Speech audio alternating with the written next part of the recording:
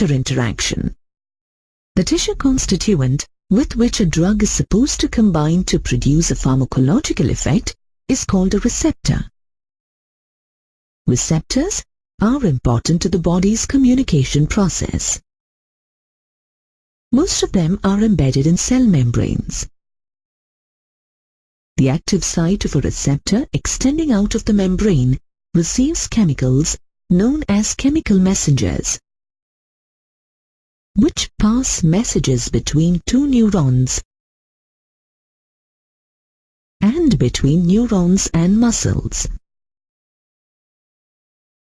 The active site of a receptor changes its shape slightly to accommodate a chemical messenger. Once the chemical messenger moves away from the receptor, the active site regains its original shape. Thus, the chemical messenger gives the message to the cell without entering it. There are a large number of receptors in our body. Each receptor shows selectivity for one chemical messenger over another. This is because the binding site of each receptor has a different shape, structure, and amino acid composition. Based on the interaction with receptors, drugs can be categorized into antagonists and agonists.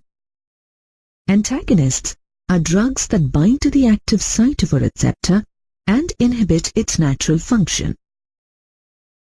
These are useful when a message is required to be blocked from reaching a cell.